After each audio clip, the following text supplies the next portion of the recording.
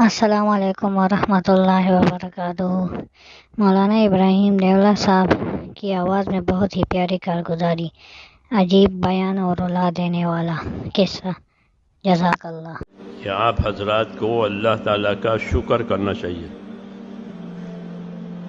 ہاں، کہ اللہ نے آپ کو دین کے کام کی توفیق دے کر اس کام میں آپ کو آگے کر دیا۔ ہاں، آپ کو لوگ اس کام سے پہچانتے ہیں۔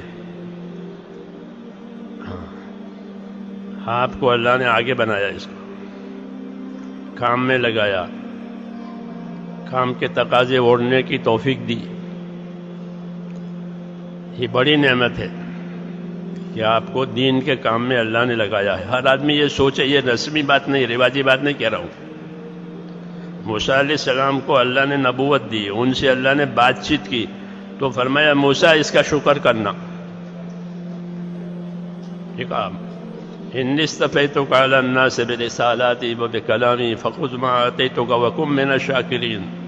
اے موسیٰ، میں نے آپ کا انتخاب کیا ہے، میں نے آپ کو چنا ہے لوگوں کے درمیان میں سے، اپنے کلام کے لیے، اپنی نبوت دینے کے لیے۔ ہاں، اس لیے اس کی قدر کرو موسیٰ، اس پر شکر کرو کہ ہم کو دین کی نعمت ملی ہے۔ تو کیا کرنا چاہیے کہ اس کا شکر کریں، ہاں، اس کا حق ادا کریں۔ شکر کرنے کا مطلب یہ نہیں کہ ہم لوگوں میں مشہور ہو جائیں۔ یہ شہرت کی تو اللہ کے یہاں کوئی قیمت ہی نہیں ہے۔ شہرت کی کوئی قیمت نہیں ہے۔ دنیا میں مشہور بہت ہے لیکن مقبول تھوڑے۔ اصل تو یہ ہے کہ اللہ کے ہاں ہماری چیز مقبول ہو جاوے، اللہ کو پسند آ جاوے، یہ اصل ہے۔ لوگ جانیں گے، لوگ ہماری تعریف کریں گے، اس کا کوئی فائدہ نہیں ہے۔ لوگ برائی کریں، اس کا کوئی نقصان بھی نہیں ہے۔ جی ہاں، انبیاء کرام کے ساتھ دونوں باتیں، لوگوں نے ان کی برائیاں بھی کی، ہاں، کیا کچھ نہیں، فرمایا صبر کر لو، وَاصْبِرْ عَلَىٰ مَا يَقُولُونَ۔ لوگ جو باتیں کرتے ہیں اس پر آپ صبر کرو، انہیں چھوڑو آپ۔ ٹھیک ہے، تو میں نے کہا کہ اللہ تعالیٰ نے آپ کو اس کام میں لگایا ہے، اس کا شکر کریں، ہاں، تاکہ یہ نعمت اور بڑھے۔ ہاں، اور بڑھانا چاہیے۔ جو چیز بڑھے گی وہ باقی رہے گی، جو چیز بڑھے گی نہیں وہ باقی نہیں رہے گی۔ اس لیے لوگ اپنی ضروریات کے لیے مال بڑھاتے ہیں، کیونکہ روز ضرورتیں پیدا ہوتی ہے۔ اگر مال نہیں بڑھائے تو ضرورتوں کا حکم نہیں ہوگا، وہ ختم ہو جائے گا۔ اس لیے آگے بڑھنا کام میں یہ اصل ہے۔ کام میں اپنے آپ کو آگے بڑھائیں۔ حضرت عمر رضی اللہ تعالیٰ عنہ اللہ کے راستے والوں کے بارے میں یہ فرماتے تھے کہ یہ جو اللہ کے راستے والے ہیں یہ اپنے آپ کو خیر کے کاموں کے عادی بناویں۔ ہاں، کیا بنیں؟ خیر کے کاموں کے عادی بنیں، یعنی اتنے پابند ہو جائیں کہ ہم اس کے عادی ہو گئے، پہلی سب کے عادی ہو گئے، تکبیر اولیٰ کے عادی ہو گئے۔ جی ہاں، یہ دین کا کام کرتے کرتے کرتے ہم اس کے عادی، جیسے چائے کے عادی ہو گئے، کافی کے عادی ہو گئے، پان کے عادی ہو گئے، لوگ عادی ہو جاتے ہیں۔ کھانے پینے کی چیزوں میں، استعمال کی چیزوں میں عادی ہو جاتے ہیں، کتنا تعلق ہو جاتا ہے۔ ایسے فرماتے تھے کہ دین کے کام کرنے والے جو اللہ کے راستے، سعد بن ابی وقاص اللہ کے راستے میں جا رہے تھے، ان کے ساتھ 10,000 آدمی تھے۔ فرمایا یہ مجمع تیرے ساتھ جا رہا ہے، ان کو خیر کے کاموں کا عادی بنانا۔ یہ سبق ہے آئندہ اللہ کے راستے والوں کے لیے کہ وہ اللہ کے راستے کی محنت کرتے کرتے اپنے ان کاموں کے عادی بن جائیں، انہیں کوئی بوجھ ہی نہیں ہے۔ جیسے عادت کی چیزیں سہولت سے ہو جاتی ہے، نہیں ملتی تو تلاش کرتے ہیں، تو یہ ضروری ہے۔ یہ ہر کام کے ہم عادی بنے. ہاں، دعوت یہ تو اعمال کے مجموعے کا نام ہے. دین بھی اعمال کے مجموعے کا نام ہے. دین اس میں بہت سارے اعمال ہیں، فرائض بھی ہیں، واجبات بھی ہے، حرام سے بچنا بھی ہے، جی ہاں، اخلاق بھی ہے، اخلاص بھی ہے، بہت چیزیں ہیں، سب مل کر کے دین بنا. ایسا یہ تبلیغ بھی، کہ یہ بھی اعمال کے مجموعے کا نام ہے. بہت سارے اعمال مل کر کے یہ دعوت بنی ہے. خالی بیان کرنے کا نام یا تشکیل کرنے کا نام نہیں ہے. تو میں نے کہا شکر کرنا چاہیے کہ اللہ نے آپ کو آگے بڑھایا ہے اور اپنے آپ کو اس کام کے عادی بنائیں کہ یہ کام ہمارے اوپر بوجھ نہ رہے، بلکہ یہ کام ہماری زندگی کا کام بن جائے. ہاں، زندگی کا کام بنے.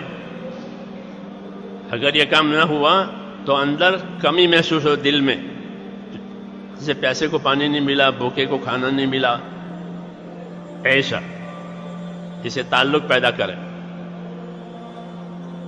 ہاتھی بنے. اس کا یہ ہدایت ہے ہم کو. ایک بات اور یاد رکھنی ہے کہ اللہ نے جو جان اور مال کی طاقت ہم کو دی ہے، یہ ہماری اپنی نہیں ہے، یہ اللہ کی دی ہوئی امانت ہے. جان کی طاقت ہاتھ، پاؤں، دل، دماغ، آنکھیں، سب بدن، یہ جانی طاقت کہلاتی ہے. یہ نعمت ہے. آدمی تندرست ہے، اس میں طاقت ہے، بڑی نعمت، کسی کا محتاج نہیں ہے، تو یہ بڑی نعمت. ایسے ہی مال، یہ دونوں چیزیں اللہ تعالیٰ اپنے بندوں کو دیتے ہیں، کسی کو کم، کسی کو زیادہ. عمر کسی کو کم دی، کسی کو زیادہ دی، مال کسی کو کم دیا، کسی کو زیادہ دیا. کم زیادہ دینا تو حکمت کی وجہ سے ہے. یہ نہیں کہ اللہ تعالیٰ کے ہاں اس کا کوٹا ختم ہو گیا ہے کہ اب ہے نہیں، آئندہ کوٹا آئے گا تو ملے گا، ایسا نہیں ہے. بلکہ فرمایا ہمارے پاس تو ہر چیز کے خزانے ہیں، ہم دنیا میں ایک خاص مقدار سے اس کو اتارتے ہیں. جی ہاں، تو جانی اور مالی طاقتیں جو دی ہے یہ بڑی نعمت ہے. اور جس طرح یہ نعمت ہے، اسی طرح یہ جانی مالی طاقت اللہ کی امانت بھی ہے، ہماری اپنی نہیں ہے، اللہ کی امانت ہے. ہاں، بدن کی تندرستی ہو کہ اللہ کی امانت ہے، مال ہو کہ اللہ کی امانت ہے، اولاد ہے کہ اللہ کی امانت ہے. یہ کسی ذمہ داری کے پورا کرنے کے لیے دی ہے. ہاں، شوق پورا کرنے کے لیے نہیں دی ہے، عیش کرنے کے لیے نہیں دی ہے، گناہ کرنے کے لیے نہیں دی ہے، امانت ہے. حکومتیں اپنے کارکنوں کو بہت سی چیزیں گاڑیاں بھی دیتے ہیں، موٹر سائیکل بھی دیتے ہیں، تو وہ سیر کرنے کے لیے، شکار کرنے کے لیے نہیں. بندوق بھی دیں گے تو شکار کرنے کے لیے، کہ نہیں، حکومت کے کام کے لیے دی ہے. جو بھی چیز ان کے پاس ہے حکومت کی، وہ حکومت کے کام کے لیے. مولانا الیاس صاحب رحمۃ اللہ علیہ فرماتے تھے کہ مسلمان کی زندگی سپاہی کی زندگی، سپاہی کے بعد جو کچھ ہے وہ سرکاری ہے، وہ سرکاری کام کے لیے ہے. حکومت کا ہے، حکومت کے کام کے لیے اس کے پاس ہے، اس کو حکومت کا ہی کام کرنا ہے، دوسرا کام وہ نہیں کر سکتا. ایسے مسلمان، کہ مسلمان کو جو چیزیں دی ہے وہ اسلام کے لیے دی ہے، دوسرے کام کے لیے نہیں دی ہے. غیر اسلامی کام کے لیے کوئی طاقت اللہ نے نہیں دی ہے.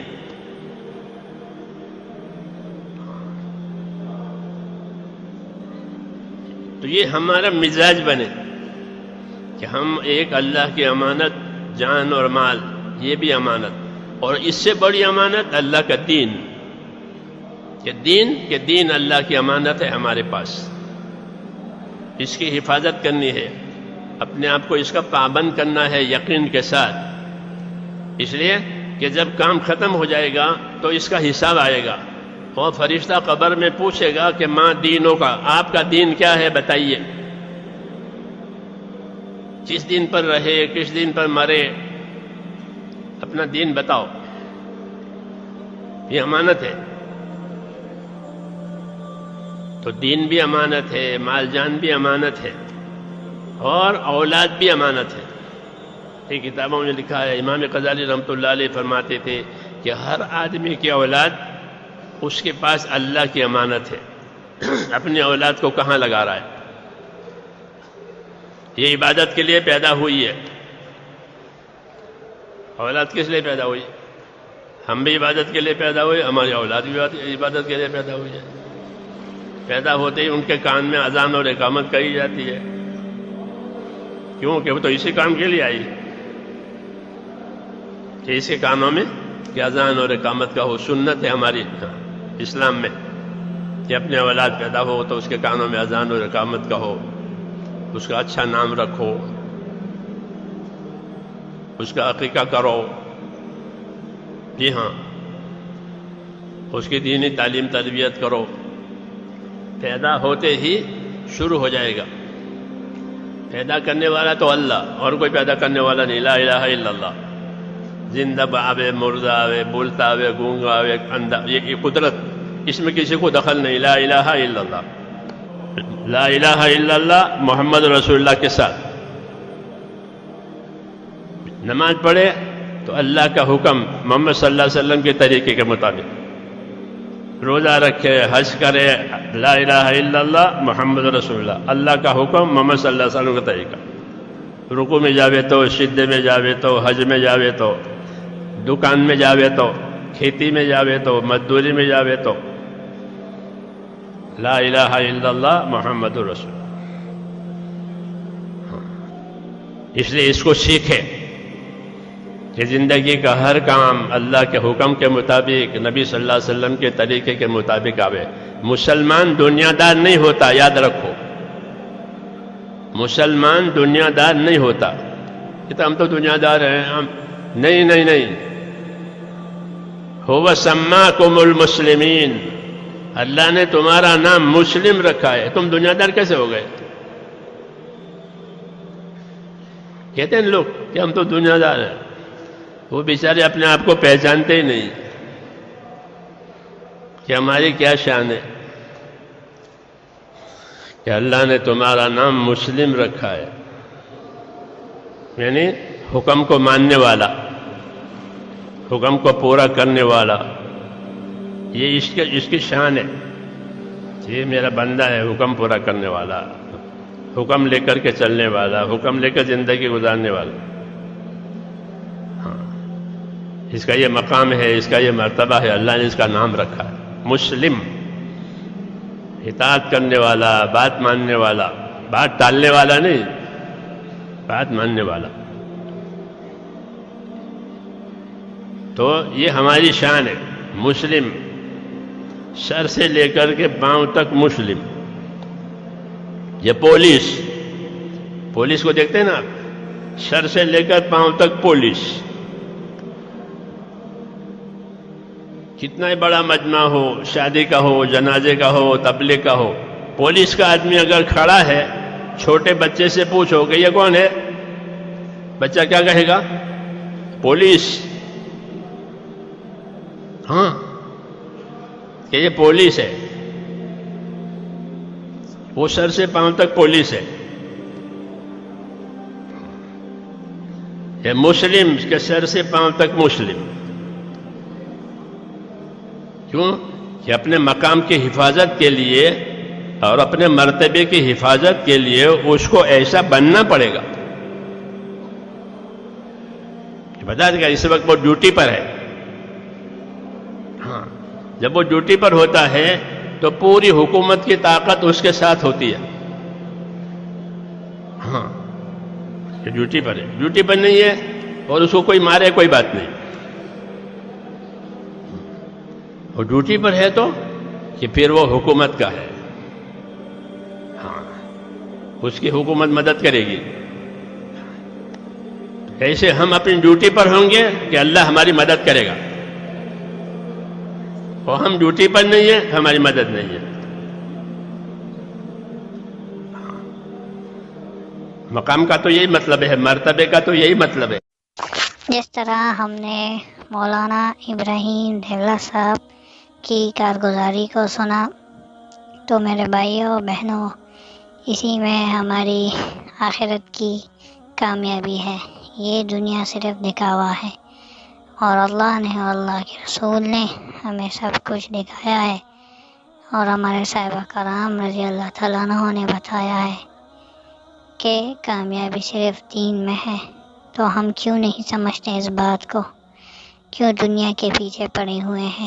کیوں ہم اپنی آخرت خراب کرنے والے ہیں؟ کیا یہ مولانا حضرات جھوٹ بولتے ہیں؟ نہیں، تو ہمیں اپنے دین کو پکڑنا چاہیے اور اپنے دین کی خدمت کرنا چاہیے اور تبلیغ میں وقت لگانا چاہیے۔